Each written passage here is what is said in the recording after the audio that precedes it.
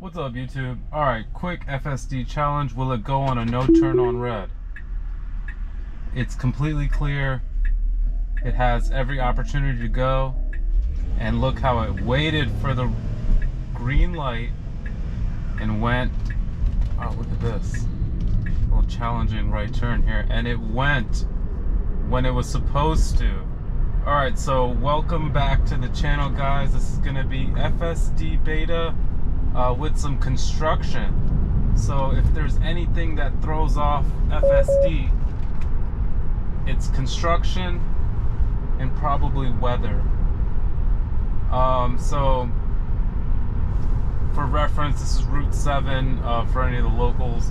They've been doing a lot of construction on this road for the past 2 years.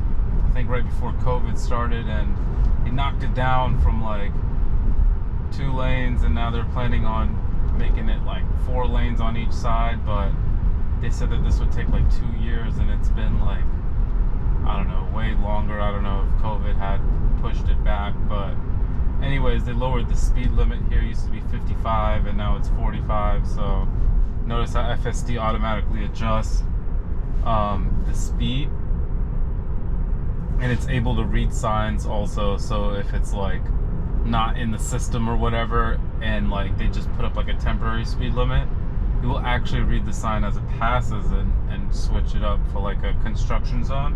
So it is constantly improving, but keep in mind you want to be extra vigilant when you see all these cones out. Yeah, so pretty challenging turn for the car right here. Oh wow.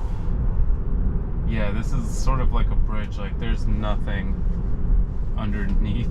It's just like probably like 40 feet down there. So that was a little roller coaster there for a second. Doesn't feel it like, you know, watching the video, but once you sit in the car and you see, it's a whole nother feeling, let me tell you. But yeah, really good job slowing down and coming to a stop. I like the space that it gives in between the cars too. You know, I'm not creeped up like right behind tailgating this guy. You know, kind of like you can see the guy behind me. He's giving the right amount of space too. I think that's proper. You can actually adjust that setting using your left scroll wheel if you click it right or left. Using your right scroll wheel if you click it right or left. But I actually leave it on the lowest following distance. I think the highest is 7. I leave it on 2. And the reason why is I don't like to leave that much of a gap, because I think that what it leaves the amount of space for 2 is perfect. It doesn't feel like to the person behind me or in front of me, like they're not sure if FSD is in control. You know, it's not quite obvious.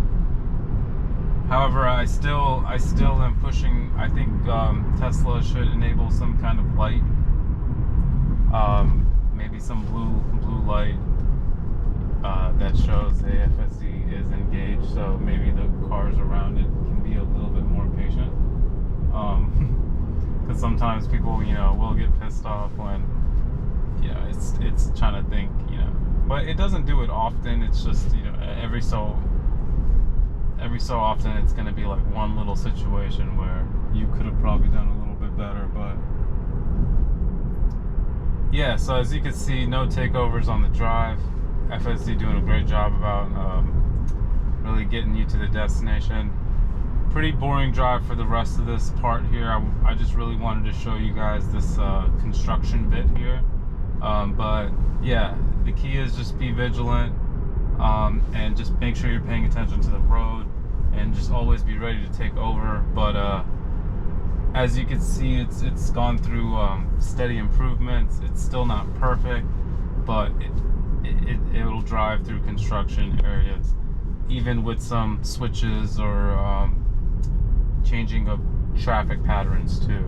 It's not just going off of what's loaded up in the maps.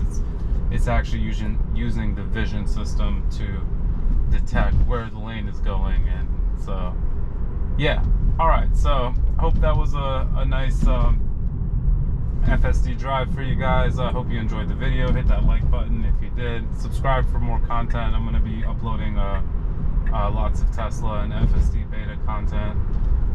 Yeah, so thank you again for watching this video, and I hope you have a wonderful day and drive safe out there.